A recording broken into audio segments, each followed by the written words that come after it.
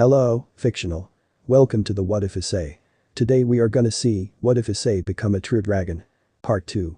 If you end up liking this video, please consider subscribe, so without further ado, let's get into the video. After the extreme awkwardness, Issei managed to slip through Asuka's room and steal some uniform.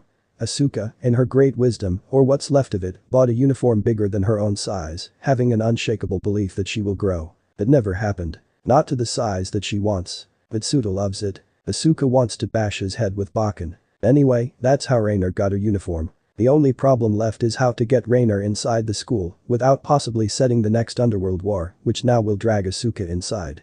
Half of Issei wanted to just chain Rainer in his bedroom, but then again, his parents will be extremely shocked to know that Issei doesn't really have a girlfriend like a normal person. Instead, Issei somehow have enslaved someone instead, which brings us to point. See, Issei is a mega super pervert rivaling, exceeding even the perverted duo. And even if he counted on his parents' neurotic tendencies, it is obviously heredity. Even Asuka has her moments. Common sense dictates there is no way in hell any parents will let their son leaving a girl chained in his bedroom. But, unfortunately, he can't leave her alone either. The fallen angel is still very much a threat. Rainer also told him about her little group. Issei is relieved when Rainer told him that she is pretty much the leader. If Rainer was the boss, then the members should be weaker than her, right? That Gremory girl seems stronger than Rainer. His relief was then shattered when Rainer dropped the bomb. A human with great ability will come here in a week and the fallen angel will use her to gain incredible power. If Asuka cross paths with them and he is not around like last time, she will die. Again. Issei resolved to eliminate them before they become too much of a problem later. Back to the immediate problem, Rainer must be within his field of vision, but he has to attend school. Solution. Get her to his school. No uniform. Asuka's. But she is not in the school system and pretty girl like her can't just walk in and out without anybody knowing. So the only possible way is to get the help of our neighbor devil, who also happened to be the master of his sister. And that is what Issei will do. If he survives breakfast, that is. God, have mercy on my soul. Idadakamasu. The God in his heaven. Please bring us your miracle. Right now, in my home, a homicidal fallen angel is drinking miso. Well, my parents think I was engaging in a weird fetish this morning. Why the hell are you making angels capable of falling anyway? Seems like a defect in the production system. These are really good. Akasamayuma perked up beside me. Yeah, thank you very much. Kachan hesitated a little, her face stained with red. Jesus, she is the greatest actress, why didn't she apply to work movies or TV series anyway? Oh yes, she is a supernatural being with a tendency to look down on humans. And here I am, stuffing my face with chicken curry, trying to practice things I've learned from the subtle art of not giving a fuck. I failed repeatedly. Oh chicken, you delicious creature, your sacrifice will not be in vain. While I'm eating, Tusan just sits in silence, looking at me with his weird expression. What the hell, Oyaji? Then footsteps can be heard. Asuka. God seems to be merciless today. Asuka wipes her eyes for a second before she fully opens it. Her eyes widened as she found Rainer sitting beside me. And me? My mouth is gaping in shock. Seeing her perfectly healthy, albeit a little pale, after last night witnessing her corpse bloody and battered, is just so bizarre I can't help it. Wait, pale? Is she sick? Asuka-chan. Why are you so late? Have you taken a bath? Come here, let's eat. Ah, how much I want to kiss my fussy mother. Rainer offered me a sympathetic look. Like hell she is. I will not lower my guard around her, even with our magic bond. Yuma-chan. Asuka, why did you say that? Now my parents' attention comes back to me in full. Asuka-chan. You know Yuma-san? Tusan inquired. Yeah, me, Issei and Yuma-chan met 4 days ago. 4 days? Both my parents' eyes widened. Issei. Tusan hold my shoulder. No. Don't say what I think you will say, Oyaji, I will never look at you the same again. You're my son. Is that tears? It freakin' looks like a waterfall. Issei-kun. Kachan's voice is laced with concern. Great, now I become a playboy, my image is forever ruined in her eyes. You're no longer a child after all. No, Kachan, don't make that face, that happy concerned face that you always make when I do something stupid. Don't. What is happening? Bless Asuka and her obliviousness. Guo Academy. Asuka went to the class right after calling Rainer Wani-chan. Right in front of the students. Issei wasn't too concerned with that, what concerned him is how Asuka seems to lose much of her usual energetic self. He will talk about this with Rias later. Who is she? Is that a new student? She looks so beautiful. Issei Hyoudou, that dog. He went and got himself a new girlfriend despite recently being a hikikomori. Look at the oppai, where is the justice? And they mind their own business. Issei tried to ignore the whispering of the people about the lady beside him. At this rate, he has to contact Ria's Gremory soon. Can't have the devils suddenly attacking Rainer, she has a lot of information he needs. The class already begun, but Issei and Rainer walks to where the smell of the devils is the strongest. They walk through the trees and arrived at the old school building. The old school building. How fitting, Issei snorted at that. Issei wondered about it though, the old school building is surprisingly clean, did they use their devil magic to clean the place? Hi, what brought you here, Issei-san? A blond man, with grey eyes and a mole under the left, greets them. He smells like devils, but also something else, a strange smell he used to associate with Asuka. I'm looking for your boss, there is something I want to discuss. The blond man's gaze turned to his left. For a split second, Issei sees it. His eyes are sharp. There are fire there. Hatred. He is dangerous. She is under my wings, for now Issei moves between them. I see. My name is Issei Hyoudou, pleasure to meet you Issei-san, Yuma-san. Issei and Rainer nodded. Butchu is taking a bath right now, she should be ready in a minute. Kiba gestured the pair to follow him inside. The building is too clean. Not a single imperfection. Not a slight layer of dust. Issei and Yuma followed behind Kiba, analyzing the situation. The escape route, possible ambush, anything. Nothing happened so far. So, you skip the class often? Issei started a small talk. The whole thing is just so bizarre. Here he is, with a fallen angel and a devil. The whole thing was surreal enough yesterday. Even half of him is still convinced he is hallucinating, but then he remembered how he came to be. Seems reality can be stranger than fiction. Well, you are a special guest, Issei-san, Butchu wants the whole club to welcome you. More like, you're dangerous, Ria's Gremory wants to be ready whenever you snap. She sure knows how to make a man feel special, said Issei dryly. Good to know that the devils is cautious around him, at least he knows where his position is in their eyes. Wait, she knows I'm going to visit. Issei raised his right eyebrow. Yes, although she thought you were going with someone else. They finally arrived at. The Cult Research Club. Supernatural beings make a club to research supernaturals. They sure love the irony. Issei sweat dropped. Butchu, our guest has arrived, with his friend. Issei didn't miss the venom at the word friend. They sure hate each other. Issei looks at Yuma, who put up a brave front. Issei knows better though. She is surrounded by enemies, no allies save for Issei, and calling him an ally is seriously pushing it. A minute or two later, and they heard her approval. Yes, come in. The door opened and Rainer and Issei felt it. Power seems to be rolling from the room. Magic. Issei glared at Kiba. Ah yes, sorry, it is for this room's protection, among other things. Nothing will happen to you or your friend, Issei-san. Ria's apologize from her chair. Issei looks at Yuma Amano, she is doing well in front of beings more powerful than her. Issei scanned the room.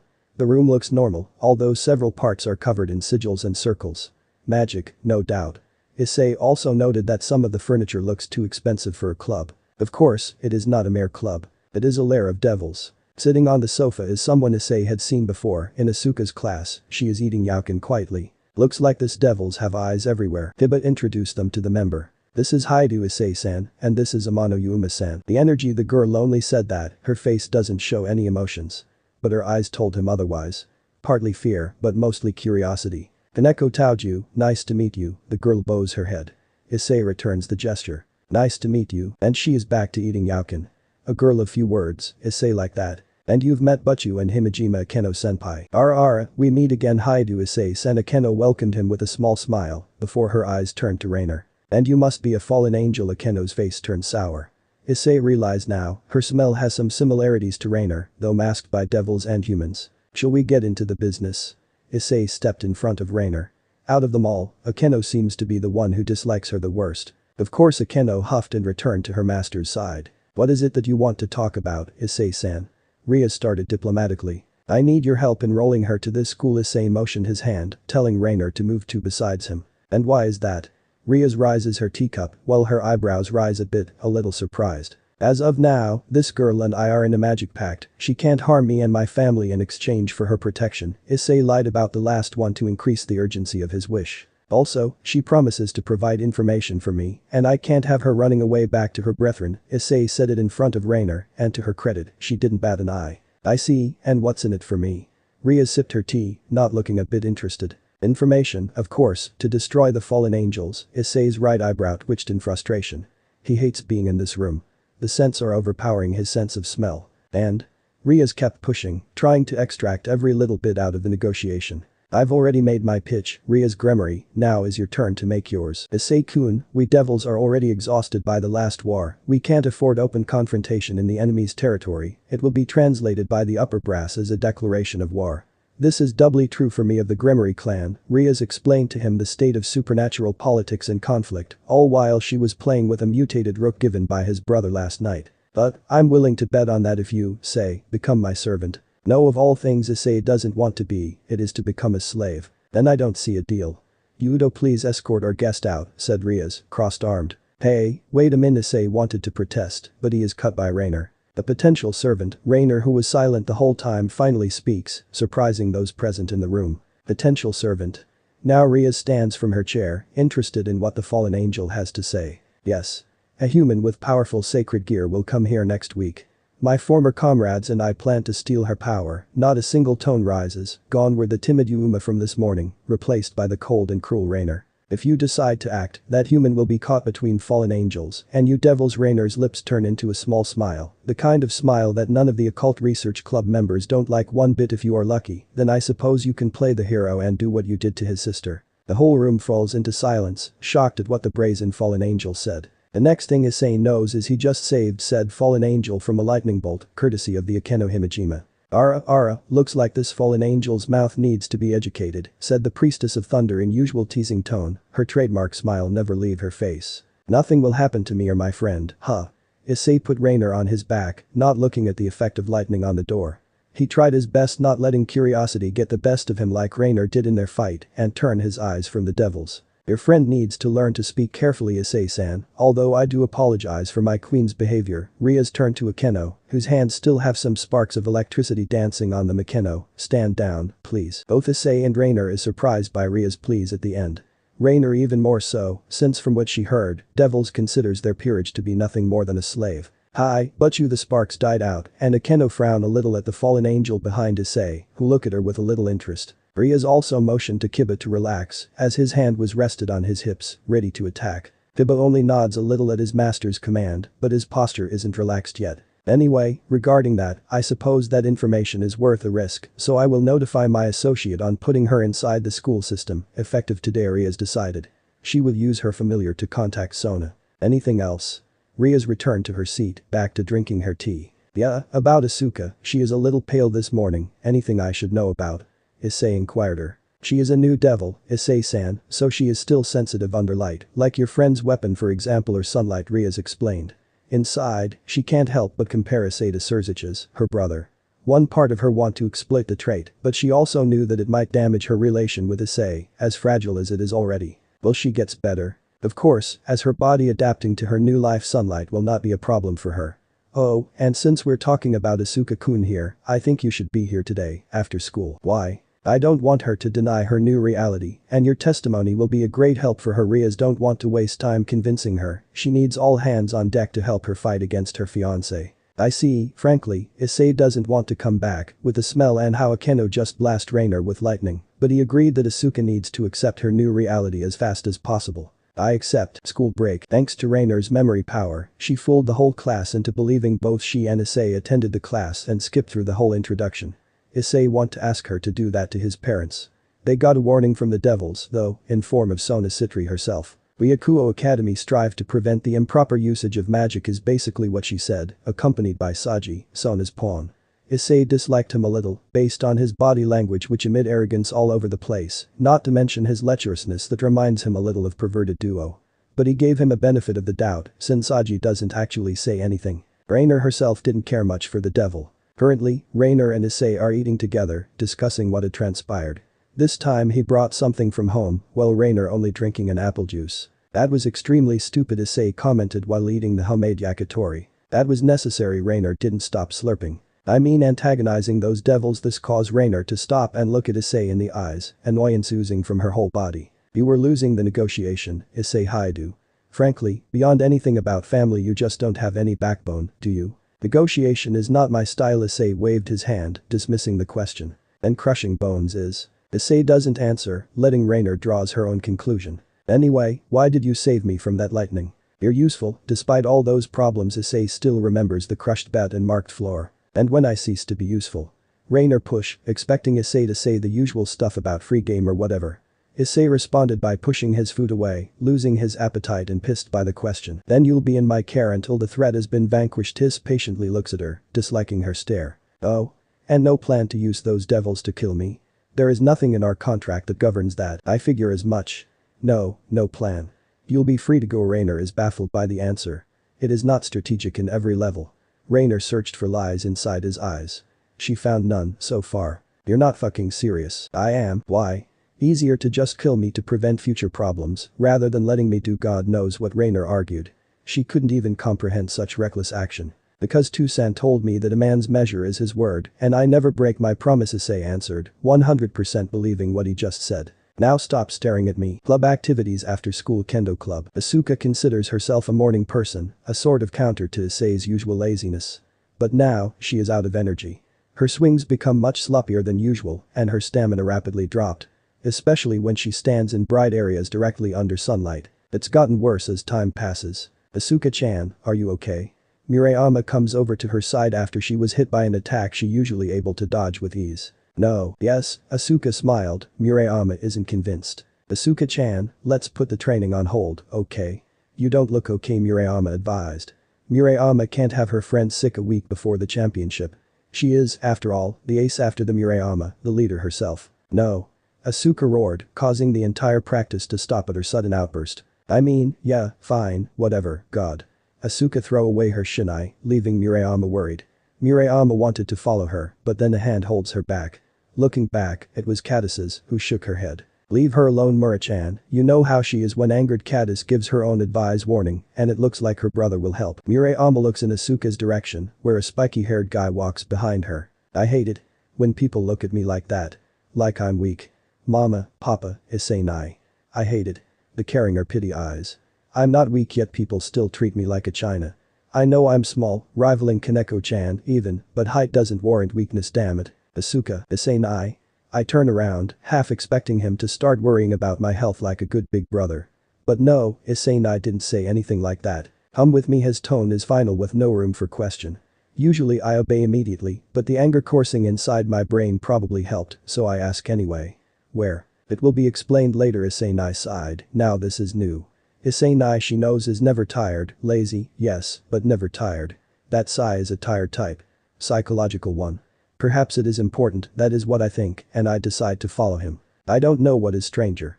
The fact that this building still stands, the perfectly fine condition of the inside, or the fact that Issei Nai brought me to a cult research club. Either way, when the door opened, my eyes are treated by the sight of some of the perfect members of Kuo Academy. The too beautiful one Isama. The princely Kiba-senpai. The cute Kaneko-chan. And the girl that rapidly climbs to the Hall of Beauty, Issei Nai's girlfriend Yuma-chan, sitting on the couch. So what Mama and Papa said is true. Nobody's perfect. Even the two great ladies have interests in strange things. Asuka-chan. Yudo Kiba greets her first. Is this what they call love? My heart is melting. That chan is not appropriate. Blondie and Issei Nai brought me back to reality. Even if I somehow have Kiba, he needs to handle Issei Nai first. I don't want Issei Nai crushing his perfect face. Wait, what am I thinking? Issei Nai?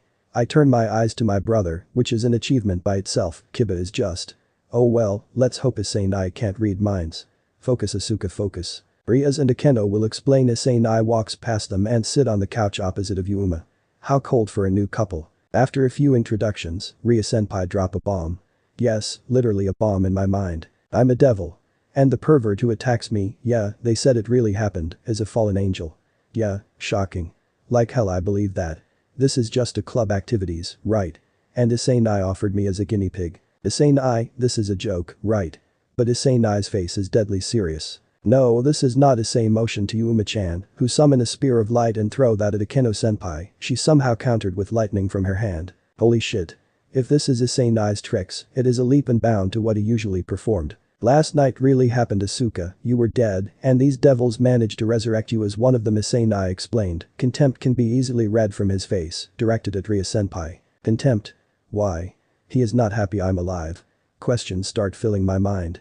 The endless train of thought is stopped by Ria-senpai, who is kind enough to re-explain. We devils are citizens of the underworld, enemies of God. Ria-senpai starts explain the reason of all these wars, before Yuma-chan followed. And we fallen angels are angels who falls for possessing him. What do those assholes with white wings said? Impure thoughts. We, the devils, have been at war with the fallen angels since ancient times. We have been fighting over the possession of the underworld, which is also known as hell in the human world. The underworld is split into two areas, one for devils and one for fallen angels. The devils form pacts with humans and receive their sacrifices and increase their fallen angels on the other hand control humans to eliminate devils.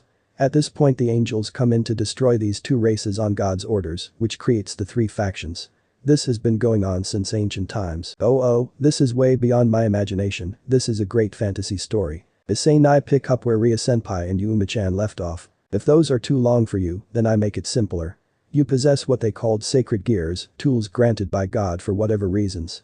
Devils want to include you within their ranks, fallen angel just wants to kill you before you become a threat. Issei and I point to both Yuma-chan and Ria-senpai. Diba-senpai continued after Issei and I. Most of the sacred gears have functions that are only usable in the human society. But there are exceptional sacred gears that are a threat to us, the devils, and fallen angels. Asuka-chan, raise your hand. Ignoring Issei and I's comment about Kiba-senpai adding suffix chan, which I don't mind, I followed his command. Imagine the strongest thing that comes to your mind. Strongest? Zangetsu? Ichigo. Then imagine it, mimic the particular pose when he looks the strongest, said Akeno-senpai. The strongest. I held out my hands, like Ichigo holding Zangetsu in fight against Byakuya. Imagine it strongly, okay? Close your eyes. Ria-senpai adds her bits. Oh, this is embarrassing. Don't hold back Kaneko, I'm not holding anything back. Hurry and do it. Kiba-kun commanded. Wait, since when I add kun, whatever it is not important. What is important is. Am I supposed to shout it out loud?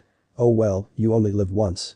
I'll bash Issei and I's head if this is a prank. Bankai. In this room filled with energy, it should be easier for the sacred gear to manifest. Open your eyes, Ria-senpai tells me. As if on cue, when I open my eyes, my left arm glowed. What the hell, another prank? No. This looks real. Can I use Tensa's Zangetsu now? Will a pillar of light shot to the sky? Wait, it will destroy the room, isn't it? And the glow died, leaving behind a red gauntlet covering my left arm. That's it. Despite my disappointment, I am fascinated by this gauntlet. It has a gem-like object embedded on the back of my hand. Wait, what is this? I shouted, no, screamed. I turned my head to my cousin brother. Is this your trick, Issei and I? Nope, that's a sacred gear. And it belongs to you. Once it appears, you can use it anywhere and anytime as you will. Kiba-kun explained. This red gauntlet is a sacred gear? I still can't believe it. The fallen angels saw your sacred gear as a threat and therefore killed you. So the thing about the pervert-looking man wanting a fight boils down to this sacred gear. Wait, then the part where I was killed by him was real too. So how am I alive? You called me when you were on the verge of death. I was summoned through this paper. Ria-senpai pulls out a single leaflet. I know that leaflet. When I was on the way to Mura-chan's house, a strange girl with big breasts giving out leaflets gave me one. It's a leaflet with a weird magic circle and a catchphrase that reads, "We will grant your wish." Now that I examined it, the magic circle on the leaflet is the same as the big magic circle on the floor. This is one of the leaflets we give out. This magic circle is used to summon us devils. These days there aren't many people who would draw this circle to summon us. So we give these leaflets to people who look like they would summon devils. This magicircle is safe and easy to use. That day, one of our familiars was disguised as a human and was handing them in the area. You got it at that time, Asuka-chan. After you were attacked by the fallen angel, your will to survive subconsciously calls me and Akeno while you were on the verge of death. You wished so hard to be alive that it summoned not only me, but also Akeno. Usually only my servants like Akeno and the others would be the ones to be summoned. That time I was impaled by the spear of light. Even though I was convinced I was in a dream. Parts of me tried to get up. To defeat that man. I really want to. So then, the people that appeared at the end of that dream, no, the one that appeared at the end of that incident really was too great when he saw me. When I was summoned and saw you, I knew right away that you were a sacred gear possessor and that you were attacked by a fallen angel. But there was a problem. Asuka-chan, you were on the brink of death. Devil's body will deteriorate and die when impaled with a light spear of fallen angels, but humans too will die if they are impaled. You were in that condition. So I decided to save your life as a devil. As my servant. As Ria's Gremory's servant. At that moment, wings sprout from the backs of everyone around me, not counting Issei and I and Yuma-chan. Bat wings. How fitting. Then a strange sensation happened, originated from my back. Looking over my shoulder, I see the same black wings growing from my back. I'm really a devil. I'm no longer human. This is not a trick. Let's reintroduce ourselves, everyone. Hyoudou. Kiba smiles at me after Ria-senpai calls his name. My name is Kiba Hyoudou. As you already know, I'm a second year, hi to Asuka-chan. I'm a devil too. Nice to meet you. First year like you. Taoju Kaneko. Pleased to make your acquaintance. I'm a devil too. Taoju Kaneko-chan bows her head. My name is Himejima Akeno, and I'm in third year. I'm also the vice president of this occult research club. Nice to meet you. Even though I'm like this, I'm also a devil. Yufufu. Akeno-senpai bows her head very politely. The epitome of Japanese girls. I'm so envious. Lastly, it's Ria-senpai. She waves her crimson hair, her beauty almost blinds me. And I'm their master as well as being a devil from the house of Gremory, Ria's Gremory. My house holds the rank of a duke. Let's get along from now on, Asuka-chan. This is an indescribable situation, and I look at Issei Nai, hoping for him to just say just kidding. Then Issei Nai exhale fire from his mouth. My legs lost their energy, my vision went dark, and I lost my consciousness. The last thing I hear is Issei Nai shouting my name. So apparently it wasn't a dream. They are telling the truth. And Yuma and Issei Nai isn't an item. Not in traditional sense anyway. They are bound by magic. Yuma tried to kill Issei Nai on their first date. I knew it. Haha, my brother the former Hikikomori can't be a Casanova in a single day. Issei Nai managed to defeat her and the fallen angel in a trench coat. And the most shocking thing is, Issei Nai isn't a devil. No. He said he is born with this ability. Sacred Gear 2. Yuma said that his energy signature is similar to one after scanning it with a Sacred Gear detector. It has 90% success rate too so. Yeah, so seems our line is blessed by God. Or something like that. The only thing I hate is why my Sacred Gear is a gauntlet. I mean I would like my Sacred Gear to be Tensa's Anjetsu-like sword. And the coat too. Yue. Oh, and Shinigami exist.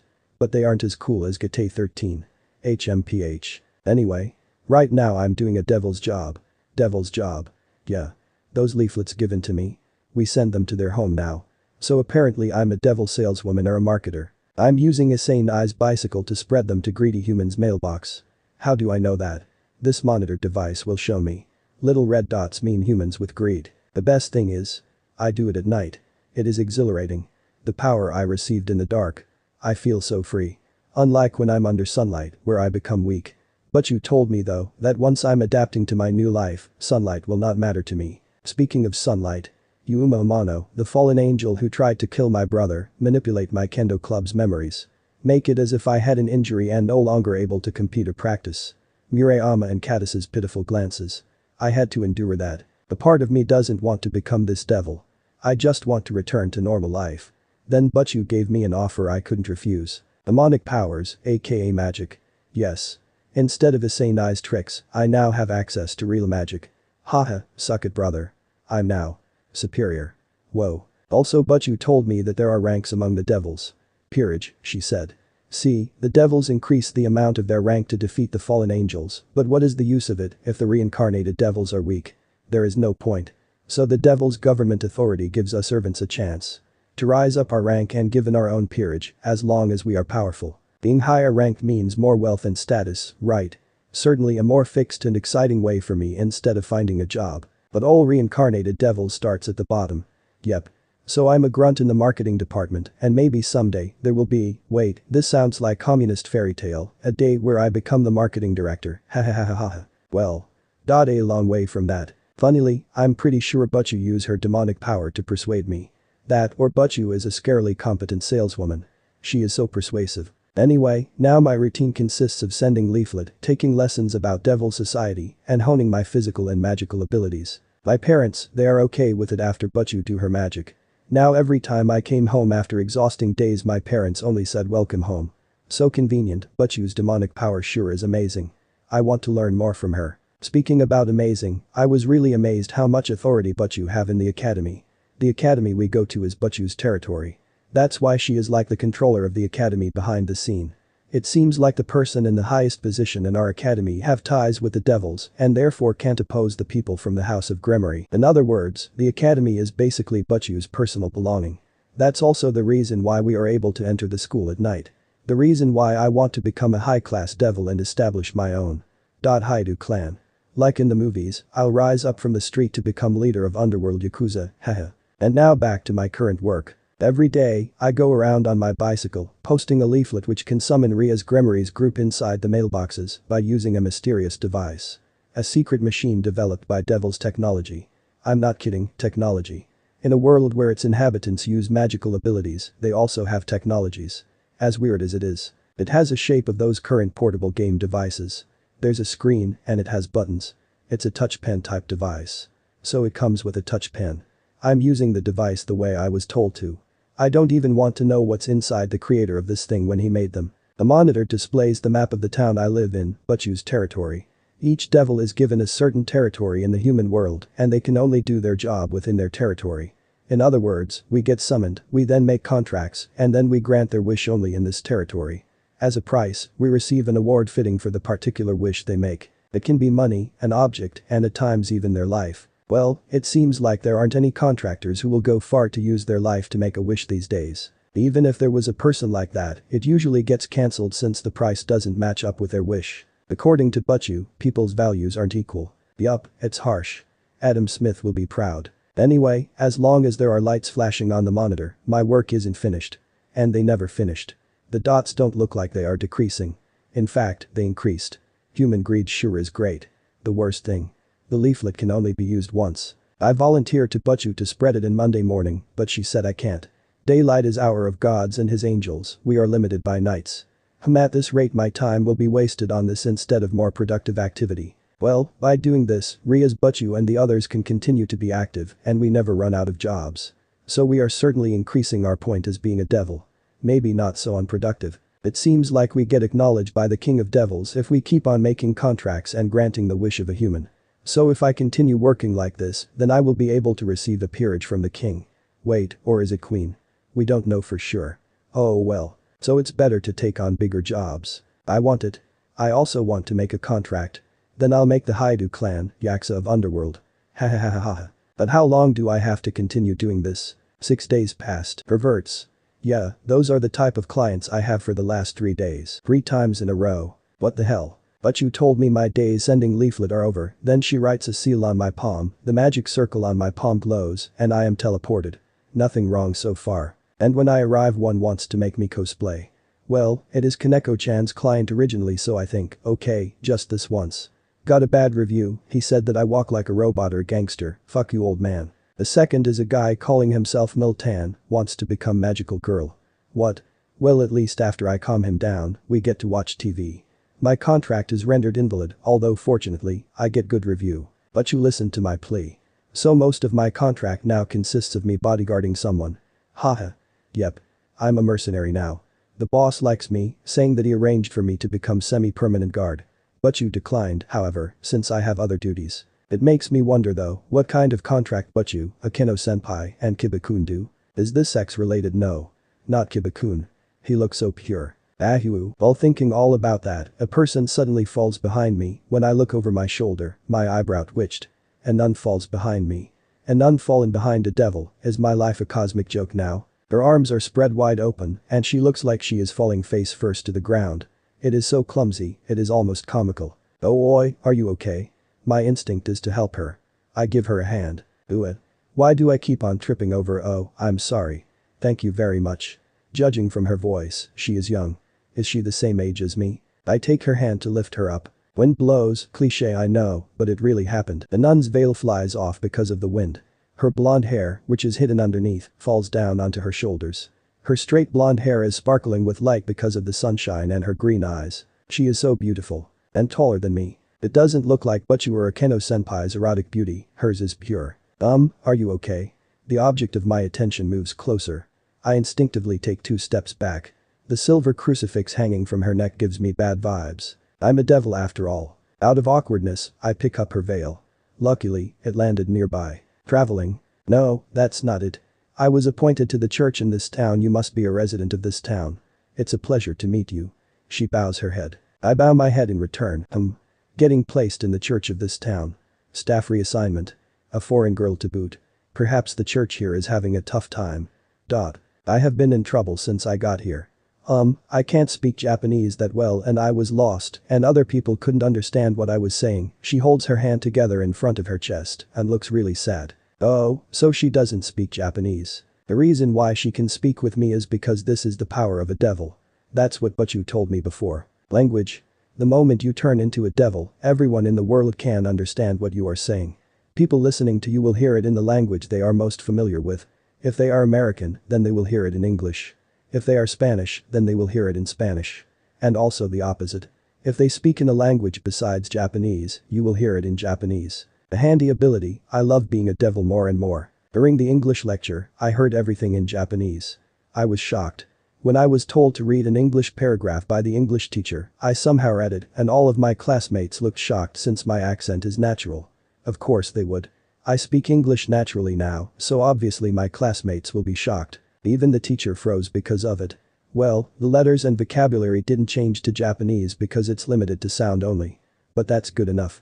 It's amazing if I can exchange language anywhere in the world. Just like that, I'm eligible to become a world citizen and enjoy the wonder of globalization. I think I might know where the church is.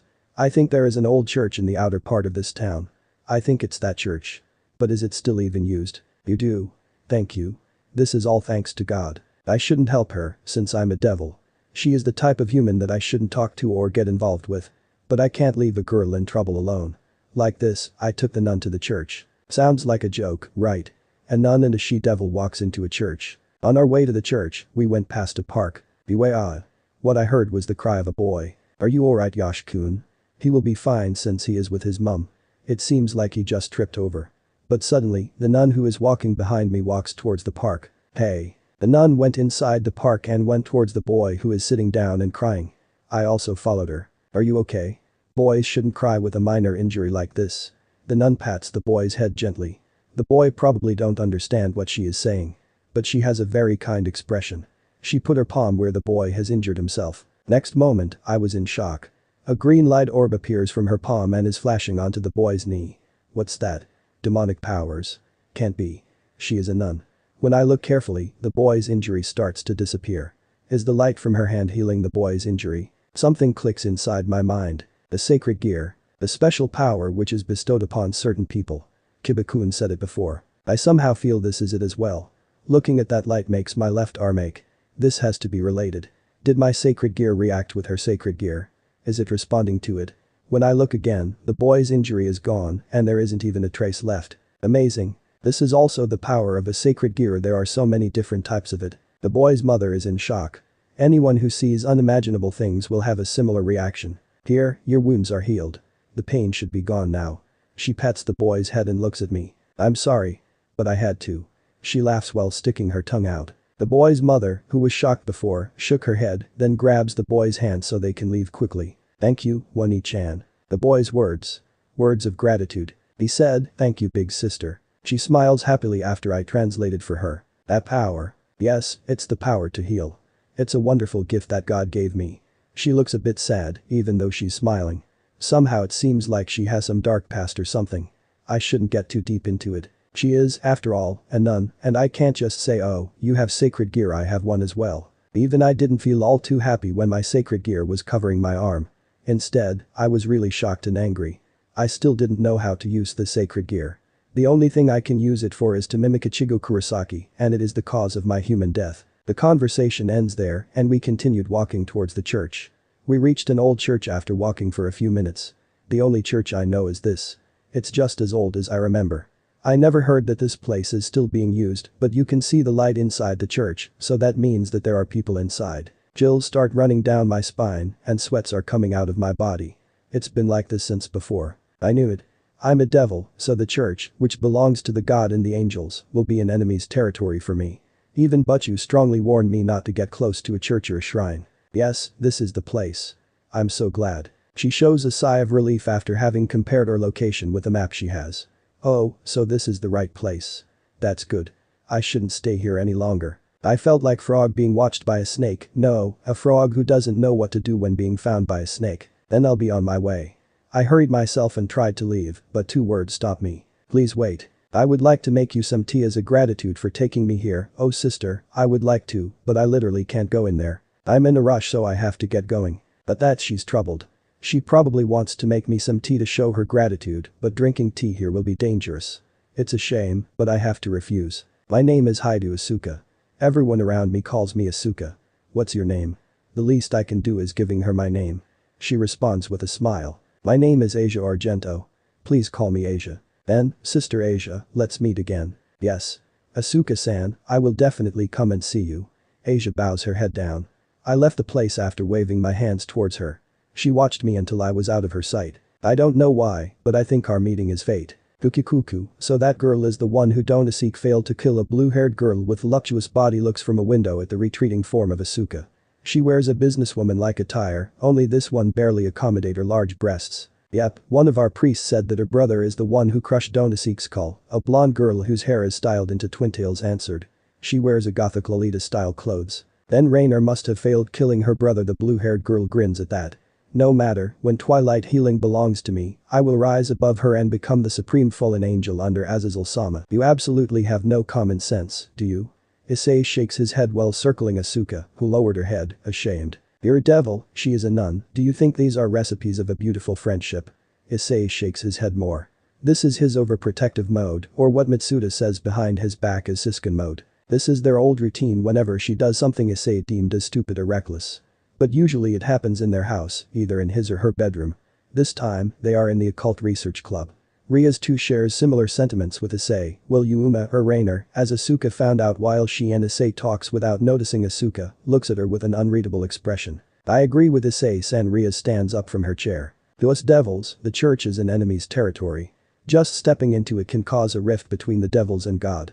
Since it was an act of kindness by taking the nun to the church, they didn't harm you, but the angels are always on the lookout. You were in a situation where it wouldn't be strange for them to hit you with a spear of light. That's serious, huh?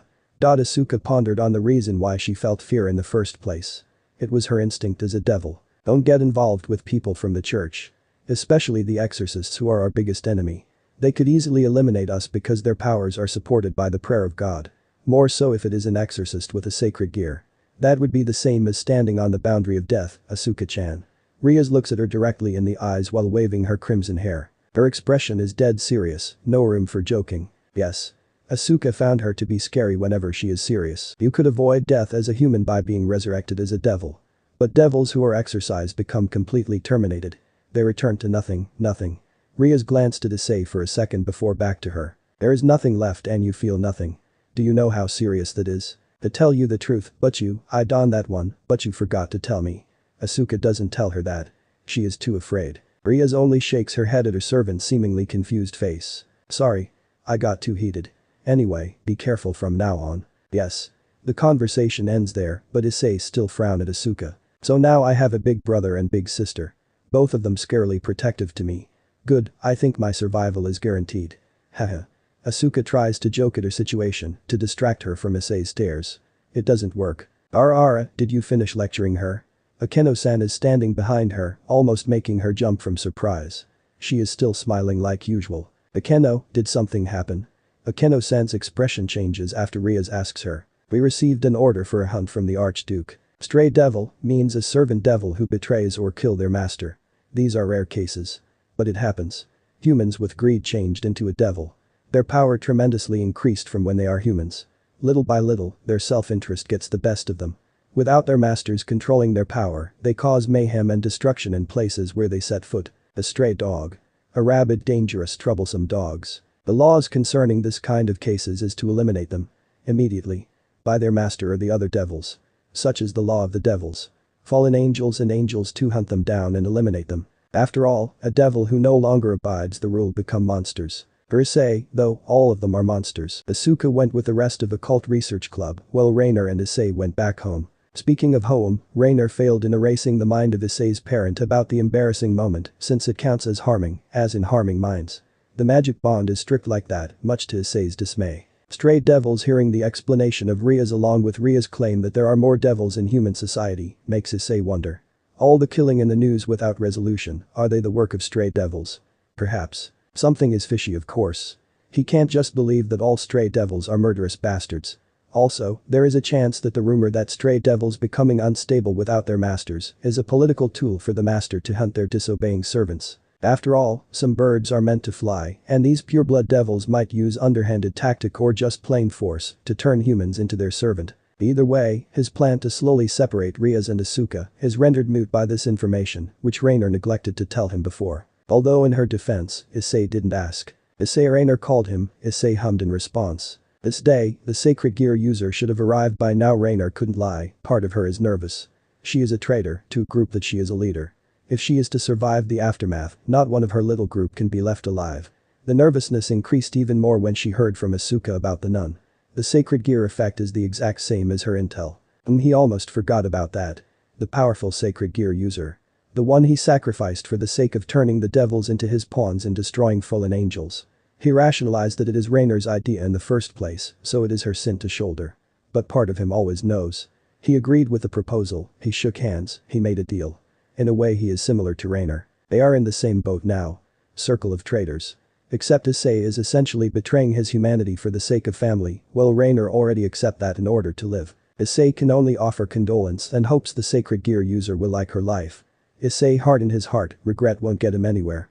He tries to distract himself. How powerful is this sacred gear compared to Asuka's? Your sister's sacred gear is a common one, twice critical, which only double the power of the user. Rainer waved her hair before she manifested a necklace. This is a prototype artificial sacred gear made by our great leader, Azazel-sama.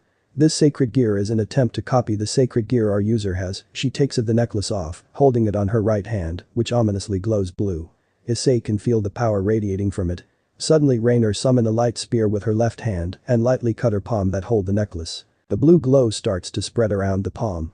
Slowly, but surely, the skin starts to close itself back to its previous state. It takes a full minute for her palm to go back the way it was, no scars or marks left. This one can heal slowly, depends on the type of injury, with all the pain of rearranged bones and reconnected flesh or skin. The real deal can heal almost instantaneously and painlessly. Wow. Issei looks at the necklace in fascination. He heard from Asuka herself, but seeing it in action, even the watered-down version, is amazing. Sacred gears has many diverse functions. Don't say that, said Rainer, frowning. Seeing Issei's confused face only served to annoy her further. You have sacred gear that allows you to breathe fire, regenerate holes on your vital organs instantaneously, prowess beyond supernatural creatures, and not to mention enchantment. What would our group do just to gain that for ourselves? Issei wants to object. His power seems different than the sacred gears. There is no physical manifestation of it, although Rainer said some sacred gear doesn't have one. He can breathe fire since his childhood. He doesn't know about magic, but he is sure he never learned that, and his greater feat of physical power and regeneration is recently attained. But it is the only explanation that makes sense. The memories must be his sacred gear's memory, since Rainer told him that some of the most powerful ones is being sealed within. Issei does the only reasonable thing one does in such situation. Drop it. Maybe the answer will present itself later. Maybe. Asuka is with the rest of a cult research club, tracking down a stray devil who reportedly fancies eating humans, while Rainer and Issei do their new routine, which consists of cuffing themselves together, despite Rainer swearing that she will never try to leave. Like anybody can believe that, after pretending to be a friend and stab someone in the front. Well. At least it is not in the back, that's got to count for something, right? Apparently not for Issei. Back to the occult research club, the stray devil's former master already give request to hunt them, as the devil is in Ria's territory. Well, for Asuka herself, request or no request, she would have destroyed this being. Eating humans, unforgivable. While investigating the whole area, Rias and the rest of Orc educate Asuka on the history of evil pieces and raiding games. How pureblood devils recruits talented servants to elevate their status and increase their strength, and about how the evil pieces are fashioned after a game of chess. Asuka sweat dropped at that. An ingenious and revolutionary technique to change species into another, and the creator chose to design it based on chess. The one who invented it must be the same one who created the portable game device. So far it points to a scientist. Old, evil-looking, crazy mad scientist. Besides that, Asuka feels excitement building up inside her, at least if she can't have Kendo championship, she can win in this raiding game. Wait. But you, then what is my piece? Asuka-chan, you are. Before Rias can answer, Kaneko warned the members. Blood. Kaneko covers her nose. Wiping it in disgust. They had arrived at one of the unused buildings in the area. To Asuka nothing seems wrong with this place, but Kaneko, who has a sensitive nose, notes the difference. Then Asuka felt it, a wave of killing intent. She never sensed this before, except for 2 occasions, when the fallen angel kills her and when Issei beat up a high school guy who makes a move on her on a street 4 years ago. Asuka doesn't have time to ponder, however, as the killing intent seems getting stronger and stronger. Enough for her legs to shake and her breath a little uneven. She knows. A monster resides in this building, and it has only one thing on its mind. To kill. Asuka-chan, Rias called her, and she stands up straight. The feeling disappeared when Rias called her. Part of her wonder if Rias used magic to calm her. Yes, but you're not ready to fight, so today you will watch our fights. While you're watching, I'll explain the trait servants have. Rias made a mental note to keep Asuka closest to her, can't let her monster of a brother fussing at slight injury, after all. Asuka only nods in return as she looks warily at the direction of killing intent. Then it speaks. The source of killing intent. I can smell something disgusting. But I can also smell something delicious. Is it sweet? Or is it sour? Its voice is low, with hints of teasing. Any other day, in other situation, Asuka would have thought it was erotic. But now. Stray devil Vaser. We are here to eliminate you. Ria's infectious confidence helps Asuka stay on the reality around her, away from the crippling fear. Inhuman laughter echoes around the Occult Research Club's member. Asuka understands it then. The being who laughed in front of her is not a human, nor a devil. It is a monster. A bloodthirsty, insane monster. The topless woman appears from the shadow, almost like she bleeds through it. It appears like it is floating, until Asuka realizes that it isn't as heavy footsteps makes the ground below her vibrate.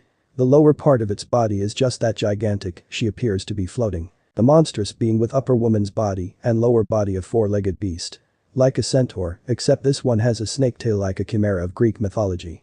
The demonic being holds what looks like a spear on each of its hands, and each of its four legs, which strangely looks more like hands than foot, has a really sharp claws. It is gigantic. Definitely taller than 5 meters. Rias isn't deterred by the monster's obvious show of power. Leaving your master's side and rampaging as you please definitely deserve death. In the name of Duke Gremory, I will gladly eliminate you. Rias tells the monster her verdict, whose human face twisted into sneer. You're cunning for a little girl. I will rip your body and color it in red just like your hair. The monster threatened, no, promised. But Rias only laughed at it. Brunt sure do speak in a stylish manner. Hyoudou. Rias called her trusted knight. Yes. Hyoudou already disappeared from his spot and Asuka gasped at the speed as she can't even respond to it. Asuka-chan, we will continue our lesson. We shall start with Hyoudou's trait. As my knight, his trait is speed. Those who become a knight will have their speed increased. As if on cue, Kiba's speed increased to the point that Asuka can't follow his movement. The monster uses its spears to attack, but she is depressingly slower than Kiba, it is almost laughable. Hyoudou's ultimate weapon is sword, perhaps you should learn something from him, Rias advised her. Asuka only nodded absent-mindedly as she admired Kiba, who keeps dodging the attack gracefully, missing the fact that Kiba doesn't have a sword. Suddenly Kiba stopped and in his hand a European sword, which wasn't anywhere near his person before. When he takes the sword out of its scabbard, it glint with the light of the moon. Then Kiba disappeared again, and not a second later, a pained scream comes out of the monster's throat as both of its arms has been cleanly cut, blood gushing out of the open wound. Asuka is dumbstruck at it, as she didn't even blink during his entire performance, and she still can't follow his movement, aside from the occasional glint during the slashes. Kiba retreat as Kaneko takes his place, and Asuka can't help but calling out to her. This is Hyoudou's power. Speed that you can't follow with your eyes, and sword skills of a professional. By combining these two, he becomes the fastest knight. Rias pridefully announced it to Asuka, who wholeheartedly agreed with her. Kaneko-chan. Old habits die hard, and Asuka almost moved to Kaneko's spot if not for Ria's left hand preventing her. Don't worry, Kaneko-chan is my rook, and her trait is. Damn insect, the creature roared, rising up its legs and in a surprisingly fast movement, stomped the petite girl. The ground shook and for a few moments, it looks like the leg did its job flattening the girl. That is, until the dust settled and Asuka sees it. The tiny girl holds it with her 2 hands, not a single joint bent under pressure. Asuka can only look at it dumbly.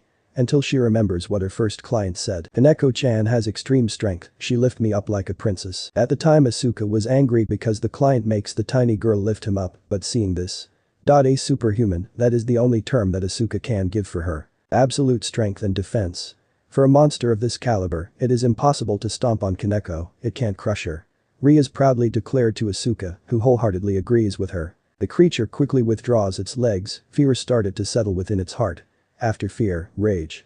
Its anger at the little girl starts to change the creature's upper body into something much more monstrous, befitting its lower body. The bones in his upper body rearranged itself, including its teeth growing long and sharp, turning the previously voluptuous and human figure into something resembling an oni. If I can't squash you like a little bug you are, then I'll eat you. The creature's lower body too starts transforming into a more hideous form.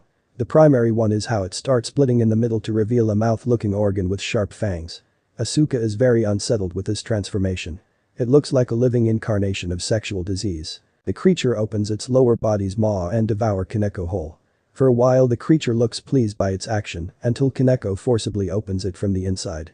Kaneko's expression never changes during the fight. Disgusting. Only a single comment from Kaneko before she escaped from it and turned back to punch the offending organ, wholly crushing it in addition to throwing her into one of the pillar. Lastly, Akeno. Hi, but you. Ara, what should I do?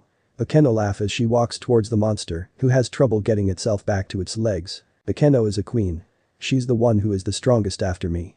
She is the unbeatable vice president of our club who has all the traits of knight, bishop, and rook. Braug, the creature grunts fill the room as it finally stands on its legs. Even Asuka is impressed at the creature's tenacity. The monster stares at Akeno, who only laughed at the monster's gaze. Ara, seems like you still have some energy left in you.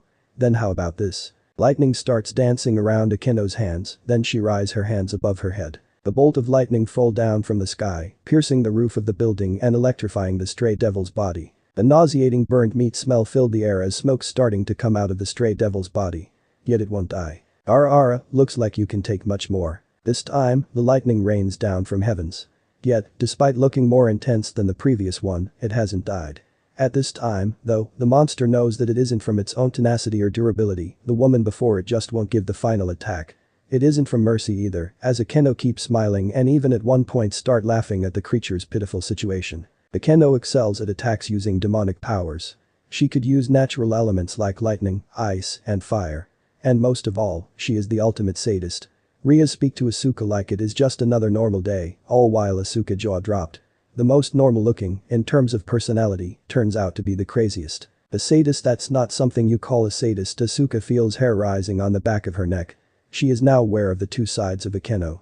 The calm and serene one she usually has, and the cruel mistress she displayed now. I'm afraid of Akeno-senpai, Asuka murmured. You don't have to be afraid, Asuka-chan.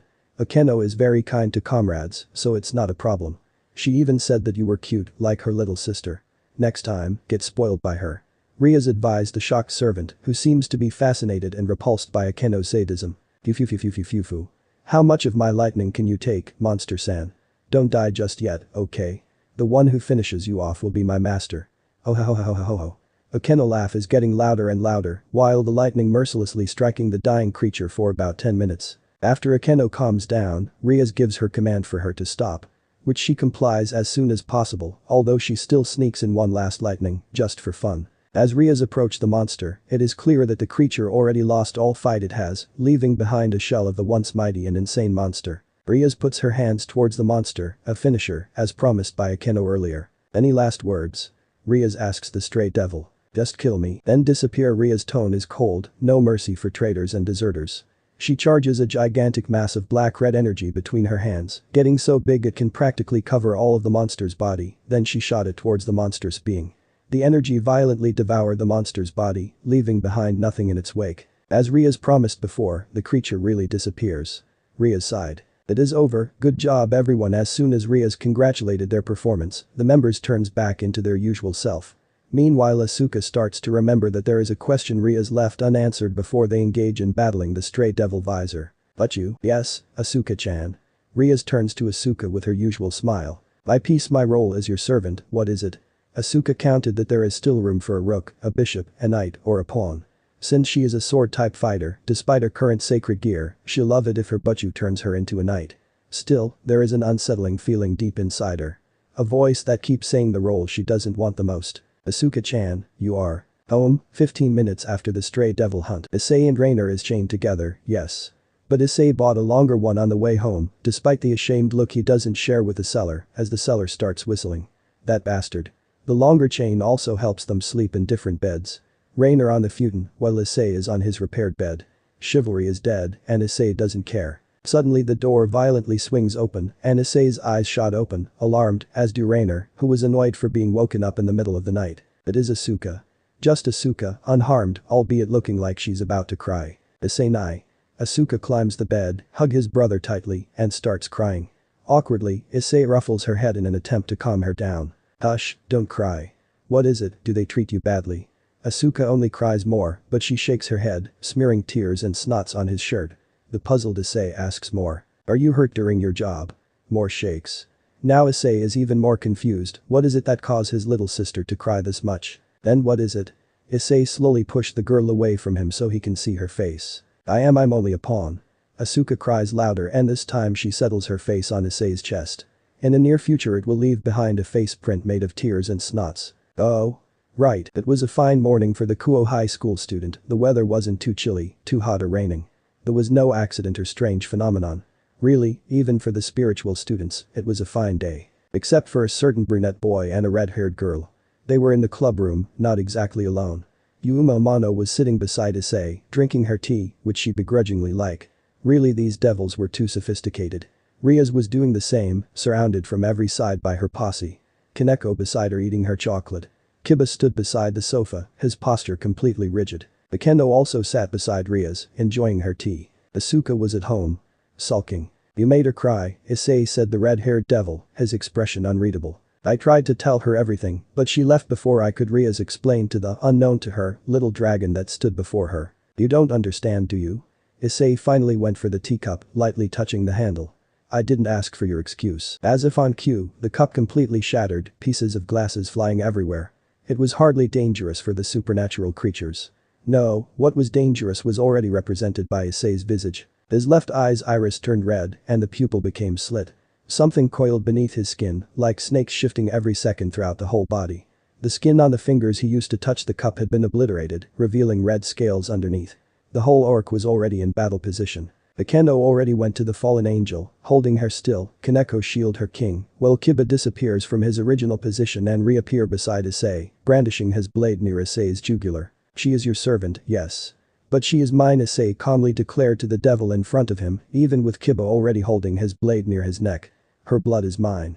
And I don't appreciate the fact that she was crying in front of me. From his peripheral vision, Kiba could see the slightly shattered windows and glasses, the nearest tree to the building dropping their green leaves as if it was autumn. If there was anybody near the area, they would be surprised when they saw small birds falling to the ground, twitching while emptying their stomach and defecating at the same time. Even the devils, with their powers, couldn't comprehend the being in front of them. One moment he was completely human, and then he literally exploded with an aura that didn't befit humans, hell, even devils and fallen angels. Even Rainer felt like vomiting from how close she was when Issei flared. I understand. Issei-san. I will make sure there is no misunderstanding between us from now on. On the king of the peerage couldn't even keeping up her image of authority, completely caught off guard with Issei's anger. They had seen Issei getting enraged, but at the time it was directed to a fallen angel. Issei's expression softened a bit, his power receded back to his core, while his skin regenerated.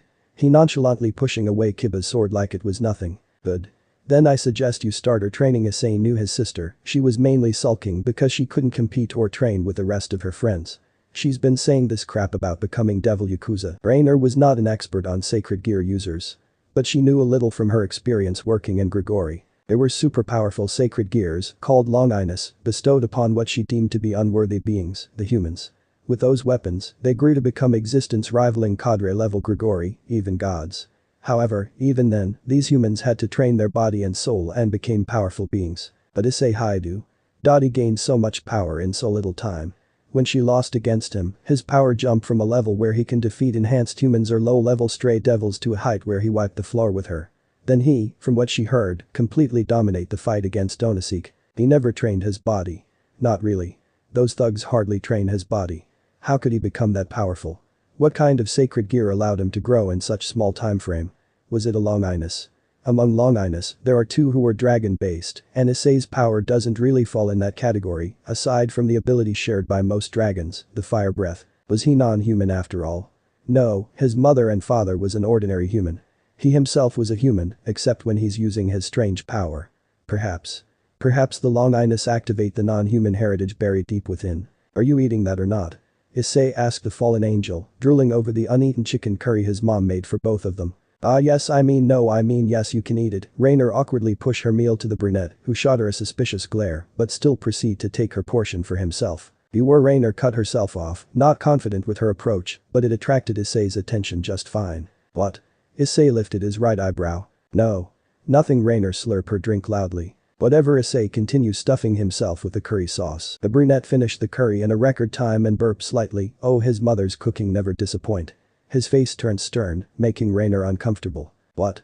The fallen angel asked. I'm gonna need you to do something for me. The next day Issei Hyoudou began her training under Riaz Gremory, her peerage. Riaz told her one of the perk of being a pawn, and just like that, Asuka was hooked once more. It was too easy, for Riaz anyway. The truth is much complicated. After all, Issei could see things that Riaz missed. The devil's in the details. The slight tense muscles, the fake smile. Live with her long enough and you'll understand her behavior. A lot of things were on her mind. Her normal life becoming so messed up, her kendo tournament, the nun, and now her position. Asuka wasn't really that foolish to let go of the fact that a pawn is still a pawn either. Yet there is nothing Issei can do. He never was the older brother that can provide comfort and warmth. He's a disaster. Wrath incarnate. Not exactly what his sister need right now. He wasn't going to inform Riaz, however. Let the so-called benevolent mistress of devils prove whether she can tell the difference. So he stepped back and let Riaz train his sister while he trained on his own. At the same place where Riaz and co. killed stray devils. He figured that the fallen angels wouldn't dare crossing this place where that crazy woman Riaz called her queen, hurling lightning bolt without restraint. Or maybe he's just a moron pretending to be smart, Issei couldn't say. Either way, Rainer thought it was a good idea and agreed. Speaking of the traitorous fallen angel, she managed to be useful for once, helping him warding the place using magic. The only limitation is that the spell only worked perfectly in both hiding their presence and power at night. Rather inconvenient, but hardly made the spell impractical. She boasted that the spell wasn't even fallen angels. It was Grecian and supposedly granted by Hecate to her priestess. In any other situation, Issei would disapprove such behavior. However, seeing that the girl is his ally by technicalities, he let her talk, trying to learn about his potential future enemy. I learn as best I can under Azazel-sama, she said, who unknown to herself, flashed a bitter smile to Issei, before going back to her smug self. Well, as smug as a woman in white toga striking a ridiculous pose with two torch can be. Even then. If the conditions were different, Issei might even sympathize with her. Might. Issei thought of telling Riaz of his comrade's magical talent. Seeing that shocked look of Riaz would have delighted him. Knocking her down a peg or two. But now is not the time. Cooperation requires trust, and Rainer doing this means an invitation to trust each other, no matter how bizarre it is. Telling Riaz will only break that. The fact that fallen angels acquired foreign power would have worried Riaz, he imagined. After all, when the Grigori already learning other pantheons' magic and technology, it's even more likely that the fallen angel have mastered the magic and technology of their more direct adversary. Issei shook his head. His mind was wandering. Right now he's trying to understand his power, to control it. He couldn't just let emotion, particularly anger, guide him. He already figured out what made it come out, emotion and survival. The problem is how to bring it out at will. At first, he tried throwing some punch and kicks. Unfortunately, although not all that surprising, nothing happened. His power didn't come out. Rainer advised him to meditate. I've seen some humans doing it in order to gain control over his sacred gear, Rainer told him. She proceeded to instruct him on the basics of meditation while maintaining the barrier. Cross-legged, hearing his own breath, try to focus. He's skeptical. Rainer is the last person on this world to be trusted with instructing people how to meditate. But, seeing that he's the newbie in this sacred gear business, he would follow the lesson. Imagine the center of your body. Feel the power swelling in it. Focus on it. Power swelling my ass. I've felt power swelling from my legs. It's called cramps. He dodged Rainer's leg at the last second, forgetting that their contract will protect him from that anyway. It made him feel stupid for a second. Ah, you moron. Rainer laughed, proud that she managed to pull the little prank. After a moment of bantering, Issei was back to his meditation. After a while, Issei felt it. The origin of his power. Sacred gear. Huh. Let's see about that. Issei called forth the power he possessed. Slowly but surely, red and black aura seeped through his skin, and Issei can feel the slight discomfort from scales forming underneath his skin. Issei hold back the torrent of power from going out of control. This is harder than I thought. Issei almost pant from his effort. It's like trying to hold back a tsunami with a door. Issei's brow furrowed and his veins, underneath the scales, bulged up, causing his thin skin to be slightly torn by the scales jutting out. After a while, the energies calms itself within Issei's body, and Issei allowed himself to relax a little. What he didn't realize is that, even with his best effort, a small fraction of his power still leak out, and his energy is considered potent by Rainer's standard. Thankfully, Rainer wasn't falling that far from her boast, as she was able to prevent the power from leaking outside the barrier. In the field of pure whiteness, Issei was surrounded in black and red auras, just like what he saw the first time he unleashed his power. Issei guessed this is his imagination or mental world, neither would surprise him. Either way, the visual representation of his power would help him understand his power. The first thing Issei realized when he inspected his power was that the black and red aura were conjoined in such way that it was almost impossible to separate it. Almost, because these energies were an opposite yet different facet of identical things. He couldn't really describe it. But the energies are in a constant cycle of feeding one another. The dark one, despite the ferocity of its movement, Issei couldn't find better terminology for it, was. Nothing. Issei didn't know how to describe it. It was as if the energy is the epitome of oblivion. Issei almost feared that the energy will suck him out into the realm of nothingness until he realized that the energy was under his control. The red one was the opposite, it flowed in a certain direction, calm and gentle, yet inside it, there was unspeakable turbulence of things going everywhere at once. At first, Issei was confused by these two energy, but looking deeper, Issei understood. The core these energies are different, but each manifestation somehow match the other's core, which facilitate their melding. Two power. Two energies. Two energies that enhanced each other. How is this possible? Issei thought. These energies were too unstable to be contained. Hell, he should be lucky it didn't explode inside his body. In fact, Issei doubt that God would create something this unstable and put it inside a human. That or God is a jackass and put an equivalent of divine suicide bomb inside his body. Neither prospect was good for Issei. At the sections where the two energies met, Issei could see red and black crystals, somehow connected to each other. Then the white room morphed into dark space, and Issei looked around. The black and red crystal was chaining something. After a while, Issei could make out its shape and color. It was a large red Chinese dragon with jet black belly and catfish-like whiskers, curled up like a snake. It had a jet black belly and catfish-like whiskers. It stared at Issei, at first looking bored, then its eyes widened. It opened its jaws, revealing black forked tongue and massive sharp teeth, scaring Issei a little. Then it yawned. What? It got even more bizarre as the creature flashed a toothy grin and closed eyes, evoking smiling-like expression. Who are you? Issei asked the dragon. The dragon twisted its head 180 degrees, which made cracking noises, before going back to normal. Issei guessed it was its form of stretching. You, it parroted Issei, its voice deep and haunting. It seems to be shaking the area only by speaking. I asked first, I. Again it imitated Issei with its gruff voice. Forget it, Issei sighed, hard. This is not going anywhere. The dragon opened its maw, and in the speed of lightning, its tongue lightly flicked Issei's face. Anger bubbled up inside Issei for a second, but it was quickly replaced by slight annoyance. Issei couldn't really mad at the creature, not with that strange smile of his, and the way it shaked its head left and right like a mischievous children. My dream? Issei Hyoudou. What? Issei musing was cut short by the entity in front of him, who suddenly gained the ability to speak. Was it pranking him? Or did it learn the language in such a short time? Dream not alone, the creature moved as close as he could with the chains binding him. Are you lonely? Issei inquired, touching the dragon's snout. Somehow he could sympathize with it. He had a random crippling sense of loneliness before, when he was a child. Mostly it came from his dream. Dreams that he never could understand. He was thankful that his family never made him feel alone. Except when the night comes. Where everyone was fast asleep. The dragon's whisker slowly moved, almost touching Issei's forehead. It stopped just an inch away. It wanted an invitation, Issei instinctively understood. Issei nodded, albeit hesitantly. The dragon seemingly grinned. Light engulfed both of them. Issei opened his eyes to a panting Rainer, who was running on fumes. It was almost morning, so Rainer had to expend more power to holding up the barrier. You slow motherfucker, Rainer panted, lowering the barrier. She lost any strength in her legs and fall down to the floor. Does it work?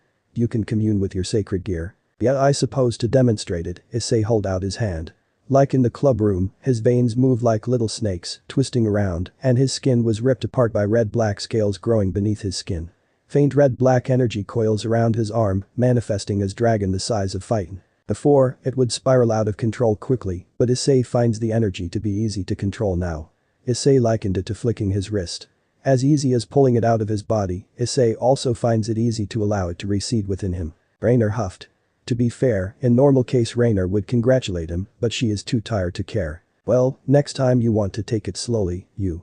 Rainer's scold was drowned out by Issei's own mind, digesting what had transpired. Issei only looked at the girl before him without emotion, unsure of what to say. The dreams, the random memories, finally they made sense to him. Two dragons fighting, a stone, his parents, Rainer and the devils were wrong after all.